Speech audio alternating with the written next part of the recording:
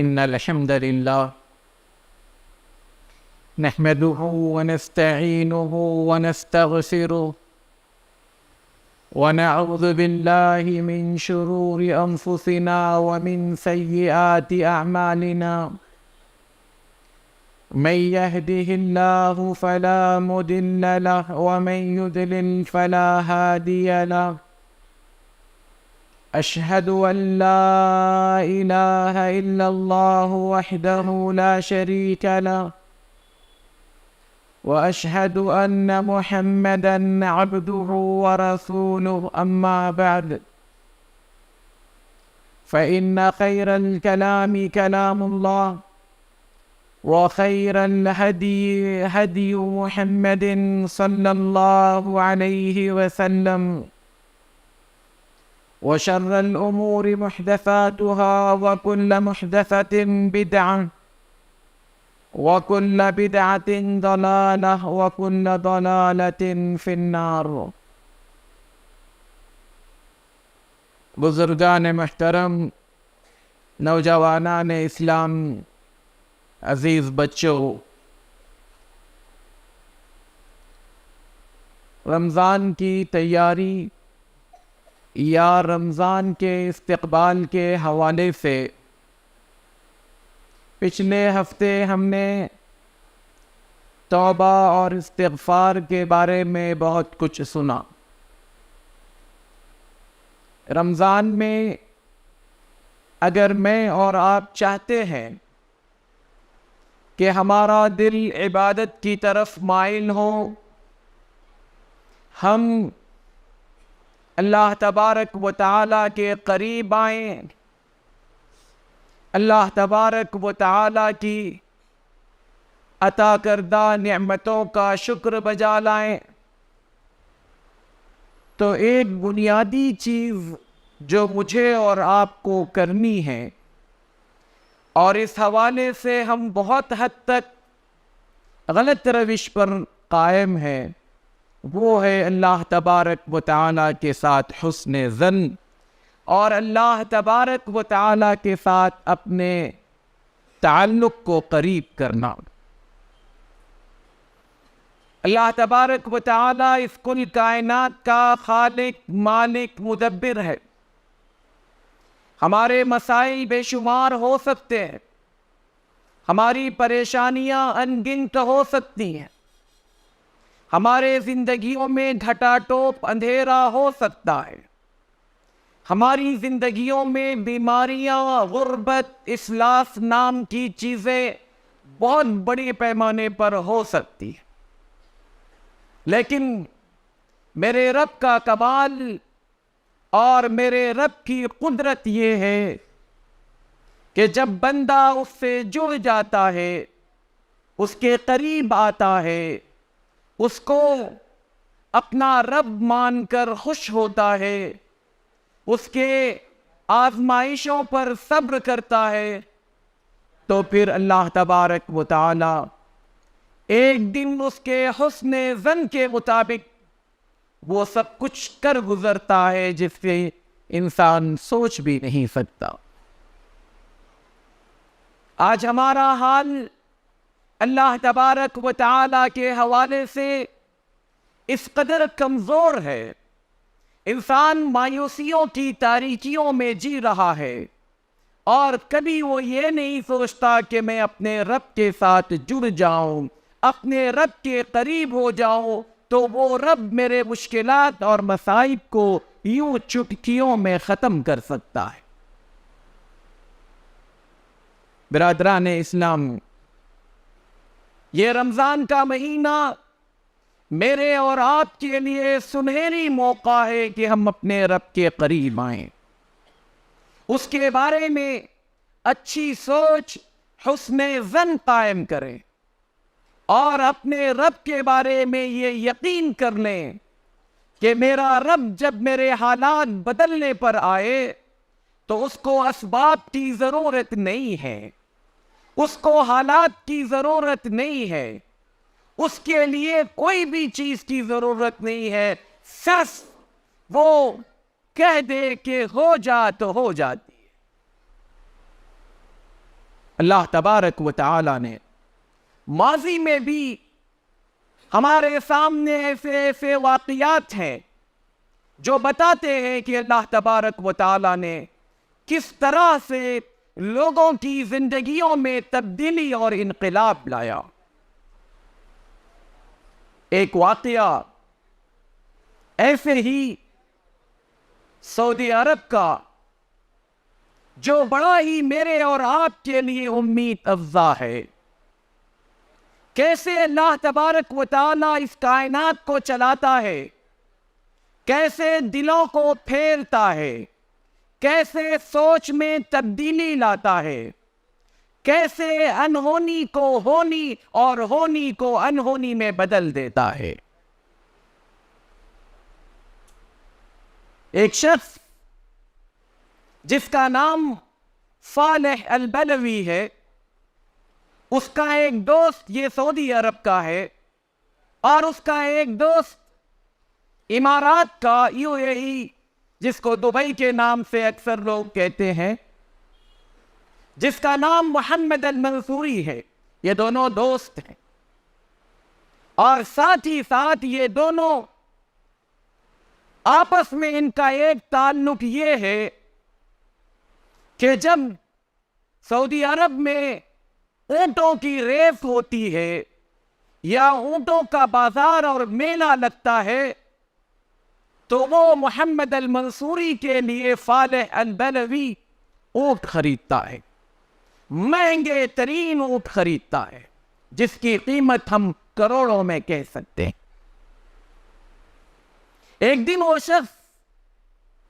ایسے ہی جدہ سے نکلتا ہے تبوک کے لیے، جس کا راستہ تقریباً قریب 1000 کلومیٹر۔ راستے میں ایک شخص سوڈانی اس کو ہاتھ کرتا ہے، گاڑی روکتا ہے اور کہتا ہے میں ایک غریب انسان ہوں، فقیر آدمی ہوں، میں قانونی طور پر یہاں پر مقیم ہوں اور مجھے تبوک جانا ہے، کیا تم مجھے اس راستے تک پہنچاؤ گے؟ اس نے ساری چیزیں دیکھ لی کہ واقعتاً قانونی ہے، تو اس کو اپنی گاڑی میں بیٹھنے کا موقع دی۔ گاڑی میں بیٹھنے کے بعد اس سے پوچھتا ہے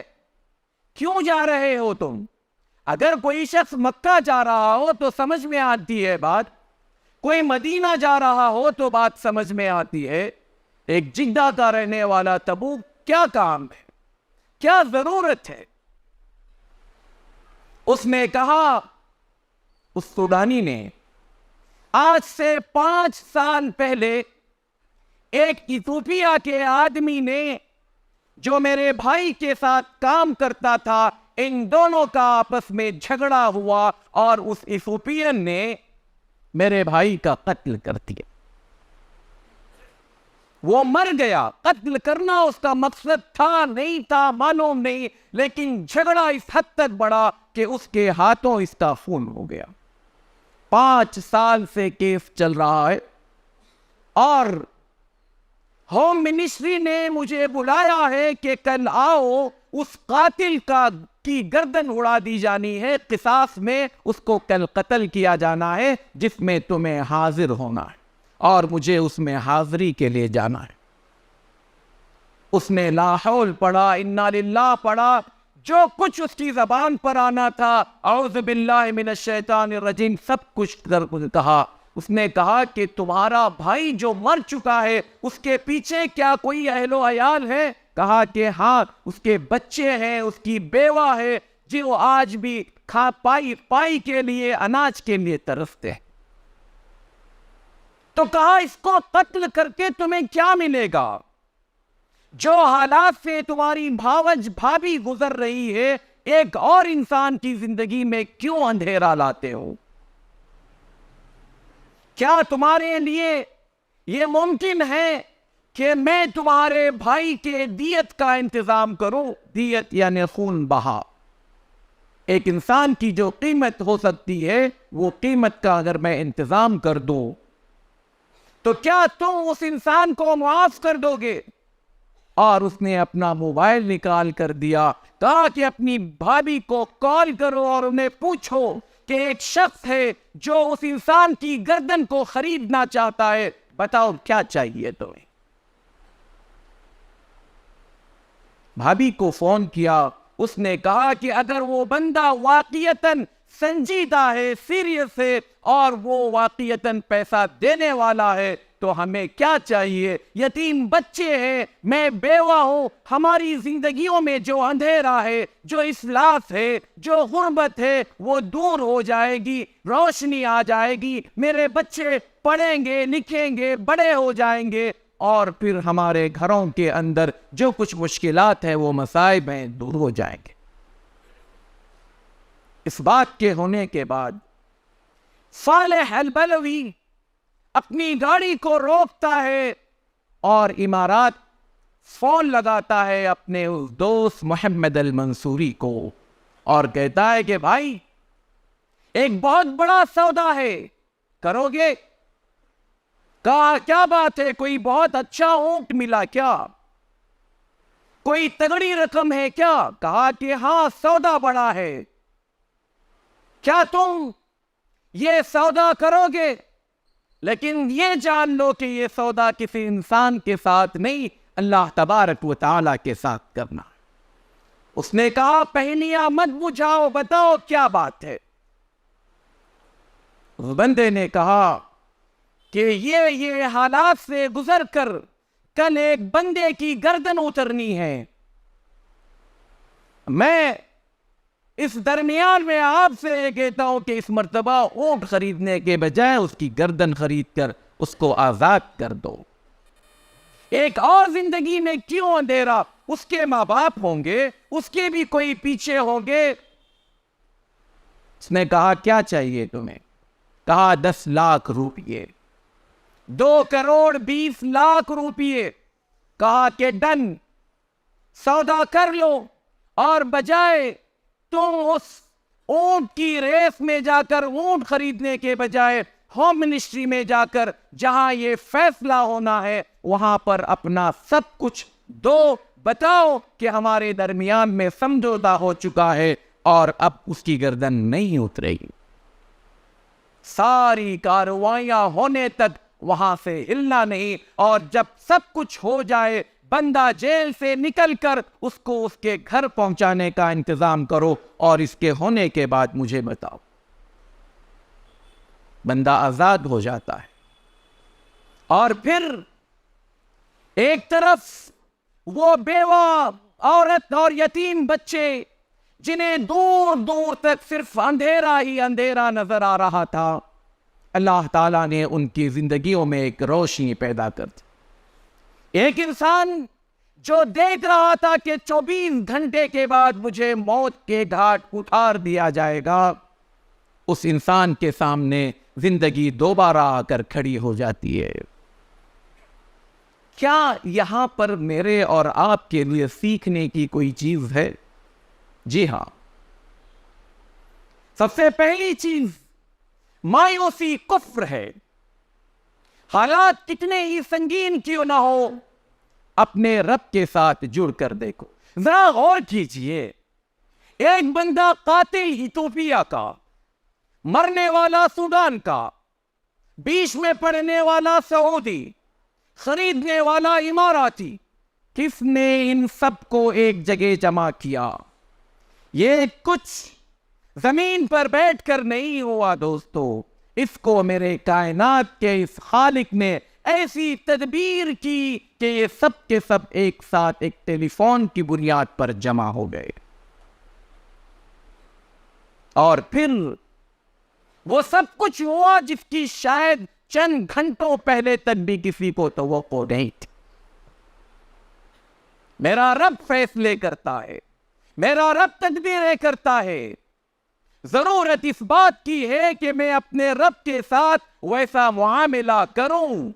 ویسی سوچ رکھوں، اور اگر مجھ سے کچھ غلطی ہوئی ہو، یقیناً وہ بندہ جو جیل میں پچھلے 5 سال سے سڑ رہا تھا، جس کا کوئی پوچھنے والا نہیں، اس کے بارے میں کوئی انکوائری کرنے والا نہیں، اور معاملہ قتل کا ہے تو حکومت بھی اس میں کوئی دخل نہیں دیتی جب تک کہ فرسٹ پارٹی مقتول کے گھر والے اس کو معاف نہ کرے یا اس کی دیت نہ دے۔ دوسری چیز اس واقعے میں میرے اور آپ کے سمجھنے اور سوچنے کا پہلو یہ ہے، آج ہمارے ماحول میں بھی، ہمارے معاشرے میں بھی شوق چرانے کے نام پر لوگ کیسے کیسے فالتو اور فضولیات میں خرچ کرتے ہیں۔ کیا میں کبھی اپنے دوست کو، اپنے رشتہ دار کو، اپنے پڑوسی کو، اپنے جماعتی ساتھی کو یہ بتاؤں بھائی یہ یہاں خرچ کرنے کے بجائے یہ سودا کتنا اچھا ہے، یہ انسانوں کے ساتھ سودا کرنے کے بجائے اور رب کے ساتھ سودا کرنا ہم سیکھیں؟ کس قدر اس نے اپنے اس دوست کی دوستی کا حق ادا کیا۔ سوشل میڈیا پر جا کر دیکھیں، وہ انسان اس سے پہلے نہ جانے کتنے بار سودے کیا ہوگا، کتنی مرتبہ وہ آیا گیا ہوگا، لیکن دنیا نہیں جانتی تھی اس ایک سودے کے بعد آج ان دونوں کو دنیا جاننے لگ گئی۔ ضرورت ہے میرے اور آپ کی بھی، ہم دیکھتے ہیں فضول خرچی کر رہا ہے تو ہم بجائے اس کے کہ اس کو فضول خرچی سے روکنے کے ہم خود اس کا حصہ بن جاتے ہیں۔ میرے اور آپ کے لیے رمضان کا مہینہ آ رہا ہے دوستو، اپنے آپ پر، اپنے گھر والوں پر نہ جانے ہم کیا کیا چیزیں سب کچھ کر لیتے ہیں۔ کیا ہماری سوچ اس واقعے کو لے کر رمضان میں یہ سوچ بن سکتی ہے کہ آئے ہم بھی اپنے رب کے ساتھ کچھ سودے کرنا شروع کر دیں؟ چیز چھوٹی ہے یا بڑی یہ اہم نہیں ہوتی، اہم یہ ہے کہ کیا واقعتاً میں اپنے ان کاموں میں رب کو سامنے رکھتا ہوں یا نہیں رکھتا۔ ایسے بہت سارے مواقع آئیں گے، ہمارا معاشرہ جس رفتار سے فضول خرچی کی طرف جا رہا ہے، یقین کیجئے ہم سے پہلے کے ایسے لوگوں کی تاریخ میں، بہت پرانی بات نہیں کر رہا ہوں، آپ پچھلے 100 سال کی تاریخ اٹھا کر دیکھیں، صومال جو ایک وقت میں سعودی عرب اور امارات کو صدقہ و خیرات کیا کرتا تھا، آج وہاں کے لوگ ایک ایک اناج کے دانے کو ترس رہے ہیں۔ اسی صومال کے بعض لوگوں سے جب میرا جو ملنے کا اتفاق ہوا تو وہ اپنی تاریخ بتاتے تھے کہ اس قدر اللہ کی نعمتوں کو ضائع کرتے تھے، ناشکری کرتے تھے، فضول خرچیاں کیا کرتے تھے، 100 سال کے اندر اللہ تعالیٰ نے انہیں اس جگہ پر لا کر کھڑا کیا۔ آپ یوٹیوب پر جا کر دیکھیں، سوشل میڈیا پر جا کر دیکھیں، غربت، فقر و فاقہ اور بھوک مری سے حال یہ ہوتا تھا کہ گدھ زندہ بچوں کو آ کر نوچ رہے ہوتے ہیں، لیکن اس کے اندر ہمت نہیں ہے کہ اس گدھ کو بھگا سکے۔ اللہ کی بے شمار نعمتیں ہمارے پاس ہیں، اس کا غلط استعمال، اس کی فضول خرچی اور اپنی شان، اپنی شوکت اور دولت کی نمائش کے نام پر ہم پیسوں کو پانی کی طرح بہاتے ہیں، ضائع کرتے ہیں۔ کہیں ایسا نہ ہو کہ اللہ تبارک و تعالی یہاں پر بریک لگا کر ہماری زندگیوں میں وہ حالات پیدا کرے کہ پھر ہم ترستے رہ جائیں۔ ہم اپنی زندگیوں میں بھی جو کچھ اللہ تبارک و تعالی نے دیا ہے اس میں اس طرح کے خیر کے، نیکیوں کے کاموں میں ہم اپنے آپ کو شامل کریں۔ اگر براہ راست ہم نہیں کر سکتے، ان لوگوں کا ساتھ دیں، ان لوگوں کے ساتھ کھڑے ہو جو اس کام کو کر رہے ہیں، انجام دے رہے ہیں، تاکہ معاشرے کے وہ لوگ جو پسماندہ ہے، زندگی کی ایک دم ایسی قدار پر کھڑے ہیں کہ جنہیں پتہ نہیں کہ ہم کیوں جی رہے ہیں، ان کا ساتھ دیا جا سکے۔ اللہ تبارک و تعالی نے اس واقعے کے ذریعے میرے اور آپ کے لیے یہ نصیحت دی، جیسے ہم اردو میں بھی کہتے ہیں جب اللہ تعالیٰ دینے پر آتا ہے تو چھپر پھاڑ کر دیتا ہے۔ سوچ کر دیکھیں، ایک گھر والا جو اکیلا ایک کمانے والا تھا دنیا سے چلا گیا، اب اس گھر میں اگر 2 کروڑ روپے اگر اکٹھا آ سکتے ہیں تو وہ شاید زندہ بھی ہوتا تو اپنی پوری زندگی میں یہ رقم نہیں کما سکتا تھا۔ اللہ تعالیٰ حالات پیدا کرتا ہے، اسباب پیدا کرتا ہے، لوگوں کو جمع کرتا ہے، اور دنیا کے جس کونے میں بھی ہو اللہ تعالیٰ جب چاہتا ہے اپنے بندے کی مدد کرنا، اپنی بندی کی مدد کرنا، تو ان کو اکٹھا کرتا ہے، جمع کرتا ہے۔ ایسا ایک واقعہ ہمیں قرآن میں بھی ملتا ہے، سورہ کہف، اس میں ہم پڑھتے ہیں خضر اور موسیٰ کے درمیان جو کچھ باتیں ہوئی، ان میں سے ایک واقعہ یہ بھی تھا کہ جب خضر اور موسیٰ ایک گاؤں میں پہنچتے ہیں، گاؤں والوں سے کھانا پینا مانگتے ہیں کہ ہم مسافر ہیں،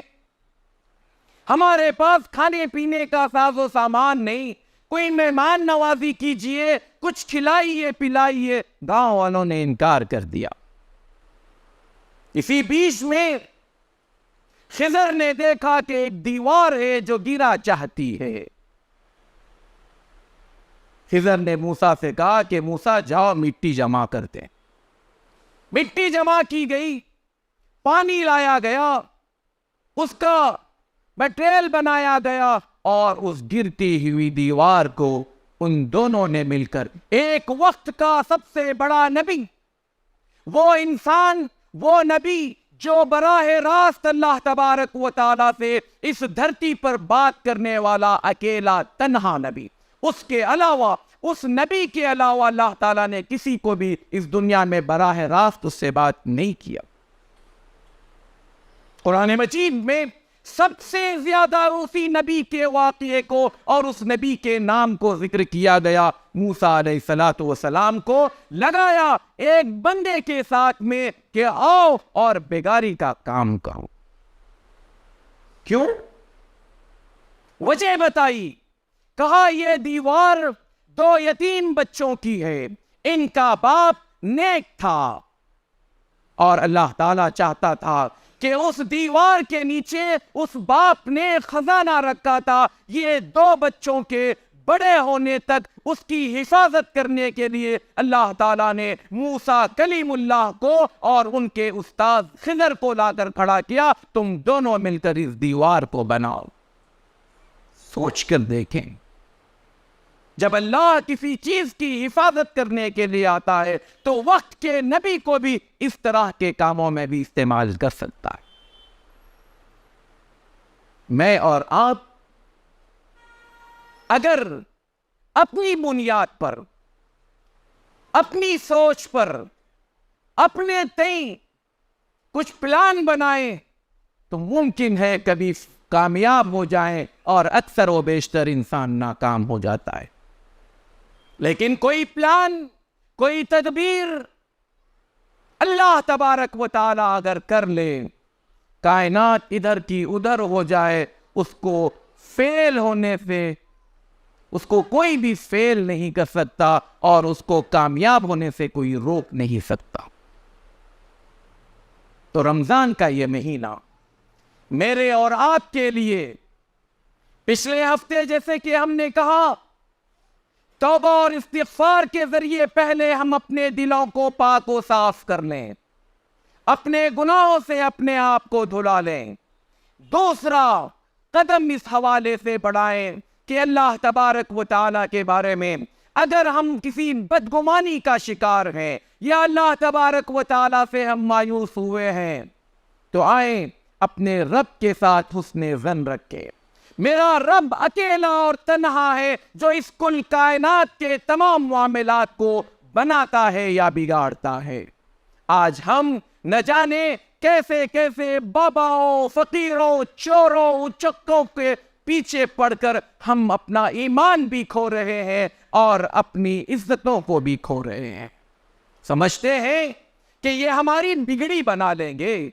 یہ ہماری تقدیر بنا لیں گے، اللہ کی قسم ساری کائنات مل کر اللہ کے کسی فیصلے کا ذرہ برابر مقابلہ نہیں کر سکتے۔ جو کچھ ہے وہ میرے رب کی طرف سے ہے، اور جو کچھ مجھے کرنا ہے وہ اکیلے میرے رب کے ساتھ کرنا ہے۔ کسی انسان کے ساتھ میرا کوئی بھی ایسا معاملہ نہیں ہونا چاہیے جو رب کے حوالے سے مجھے باندھا گیا ہے۔ عبادت اسی کے لیے، دعا اسی سے کی جائے، توکل اسی پر ہو، وسیلہ اسی کا لیا جائے، امید اسی سے کی جائے، اور جو کچھ مجھے چاہیے اسی سے حاصل کرنے کا یقین بھی میں اپنے رب کے حوالے سے کروں۔ دنیا کا کوئی مائی کا لال، چاہے وہ زندہ ہو یا مردہ، مجھے ایک رائی کے دانے کے برابر نہ فائدہ پہنچا سکتا ہے نہ نقصان پہنچا سکتا ہے۔ اور یہ رمضان کا مہینہ میرے اور آپ کے لیے، جہاں عبادتوں کے لیے، روزوں کے لیے، تراویح کے لیے یا مختلف اور کاموں کے لیے، ان سب سے بڑھ کر ایک چیز دعا ہے۔ دعاؤں کے لیے سب سے سنہری موقع۔ یوں تو برس کے 12 مہینے، مہینے کے 30 دن اور 30 دن کے ہر دن کے 24 گھنٹے، ہر گھنٹے کے 60 منٹ جب بھی میں چاہوں اپنے رب سے دعا کرتا رہوں، یہ عین سعادت اور خوشبختی ہے۔ لیکن رمضان کا مہینہ دعاؤں کے لیے خاص اس لیے بھی اہم ہے کیونکہ اس کی بہت ساری جو گھڑیاں ہیں وہ دعا کے قبولیت سے جوڑی گئی ہیں، اور خود اللہ تبارک و تعالیٰ نے رمضان کے مسائل، روزوں کا ذکر کرتے ہوئے اللہ تعالیٰ نے دعا کے بارے میں بھی فرمایا، وَإِذَا سَأَلَكَ عِبَادِي عَنِّي فَإِنِّي قَرِيب، جب تم سے میرے بندے میرے بارے میں پوچھے تو میں قریب ہوں۔ اللہ تعالیٰ خود جواب دے رہا ہے، اور یہ یقین دلا رہا ہے، یہ وعدہ کر رہا ہے کہ جب بھی تم مجھے پکارو گے، جب بھی تم مجھے بلاؤ گے، جب بھی میرے سامنے بیٹھ کر اپنے ہاتھ کو پھیلاؤ گے، بھیک مانگو گے، میں تمہارے ہاتھوں کو خالی ہاتھ نہیں لوٹاؤں گا۔ کتنے لوگ ہیں ہم میں کے جو اپنے پریشانیاں سنا سنا کر تھک گئے، لیکن کبھی کیا ہم نے اپنے رب کے ساتھ وہ معاملہ، وہ سلوک کیا جس کا رب مجھ سے مطالبہ کرتا ہے یا رب چاہتا ہے کہ میں اس کے ساتھ ایسا رہوں؟ یہ جو واقعہ میں نے آپ کے سامنے رکھا، ایسے ہو سکتا ہے سینکڑوں واقعات دنیا میں پیش آتے ہوں، لیکن جو نمایاں ہو جاتا ہے اس کو بنیاد بنا کر میں نے آج آپ کے سامنے ایک موٹی سی مثال دیا کہ نہ ہونے والی چیز کو اللہ تبارک و تعالیٰ نے 24 گھنٹے کے اندر، سال 2 سال نہیں لگے، 24 گھنٹے کے اندر اللہ تعالیٰ نے دنیا بدل کر رکھ دی، حالات بدل کر رکھ دیے، سوچ بدل کر رکھ دیا، اور پھر دنیا والوں کے لیے ایک بہترین مثال قائم کر دیا کہ آؤ اس طرح کے واقعات اپنے رب کے ساتھ کرنا شروع کرو، اللہ تعالیٰ سب کے حالات بدل دے گا، سب کی سوچ بدل دے گا، لیکن ضرورت یہ ہے کہ میں اپنے سے اس کی پہل کروں، اور جس دن میں پہل کروں گا اللہ تبارک و تعالیٰ ہمارے لیے بھی یہ اسباب پیدا کر سکتا ہے۔ اللہ تعالیٰ مجھے اور آپ کو کہنے اور سننے سے زیادہ عمل کی توفیق عطا فرمائے، اور اللہ تبارک و تعالیٰ آنے والے رمضان میں توفیق دے کہ ہم اپنے رب کے قریب آ سکیں، بندوں کو اور بندوں کی غلامی سے ہم اپنے آپ کو چھڑا سکیں، اکیلے ایک رب کے سامنے اس کے سامنے سرنگو ہونے والے، اسی کے سامنے اپنا ماتھا ٹیکنے والے، اسی کے سامنے اپنا ہاتھ پھیلانے والے، اسی کے سامنے اپنے گھٹنے ٹیکنے والا اللہ تعالیٰ بنائے۔ اللہ تعالیٰ ہمیں اس نحوست اور اس نجاست سے نکالے جس میں انسانوں کے سامنے یا پھر قبروں کے سامنے اپنے ماتھے ٹیکتا ہے، اپنے گھٹنے ٹیکتا ہے، اور وہاں سے امید کی سوچ رکھتا ہے، اللہ تعالی ہمیں ایسی تمام چیزوں سے نکالے اور اس کا اپنا بندہ بنائے. آمین. اقول قولی هذا واستغفر الله لي ولكم ولسائر المسلمين من كل ذنب فاستغفروا انه هو الغفور الرحيم.